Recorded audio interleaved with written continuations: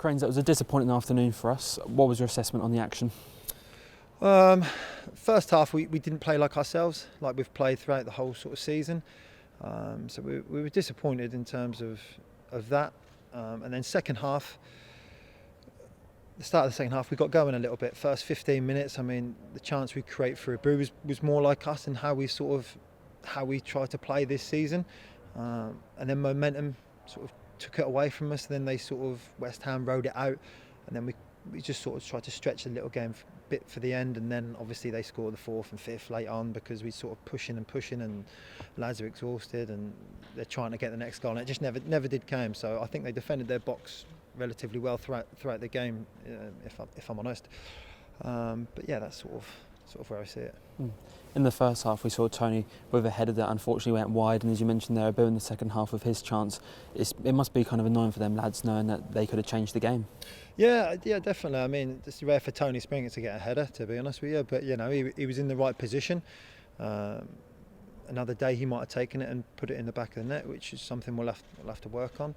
And then Abu, I put back him 9 times out of 10, Abu, to score that. But you know, the stadium can do funny things to sort of the young lads growing up, because they're not used to sort of the environment, the surroundings, the pressure of sort of the FA Youth Cup, the moments, again, the pressure moments. So I think they'll be kicking themselves a little bit, but you know, the group, I said last week, they understand the long-term development, so they'll be hurting now. But we play Fulham on Saturday. We're in tomorrow. We go again. Tomorrow's a new day. As you mentioned there, we're at Carrow Road today, and I know we've said before this game that it's about trying to play it down and see it as another normal game, but this stadium can kind of, as you mentioned there, do different things to young lads who are playing in it for some of them the first time possibly. Yeah, I mean, I haven't been here for a year. It's as crazy as that, and we haven't seen all that sort of stuff.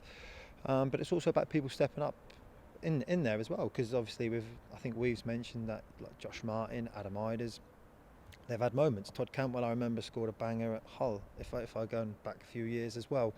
So it can do things, but the key thing is that they've got to try and learn is that it's a pitch. It's 11 versus 11, and you've got to block out the noise, block out the sort of everything, because we didn't even have fans in there today, which is real disappointing. But you know, in the middle of the pandemic, it's unfortunate that we've got to do that. So, but yeah. And it must have been hard for lads, say, not seeing kind of fans and families here in the stadium that could have possibly backed him and seen him over the line a little bit later on.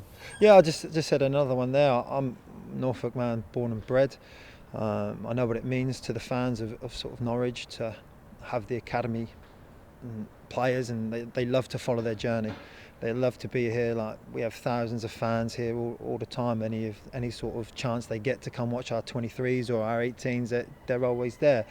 So I'm really upset that they couldn't be here and watch hopefully some of the future stars for us. And obviously for the lads personally, they want their family there. They want to see them play on stages like this. But hopefully that they take lessons from what they've learned today, and hopefully work even harder, and they can get to do it week in, week out if they're lucky enough. In his pre-match interview, Steve said about how a few years ago Max Aaron's group against Birmingham, that loss was invaluable for them. Are you hoping that in a few years' time we can look back on this and say the same thing for some of these lads? Yeah, definitely.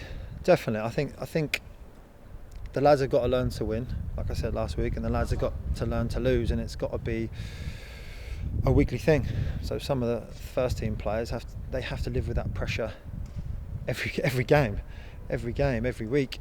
So hopefully they take the lessons, they learn from it, and they learn how they felt in moments. They learn how to act in moments, and how they act in defeat, how they act in victory. Because obviously the lads are all in the change room right now, their chins on their chests, and it's the end of the world. But tomorrow's a new day.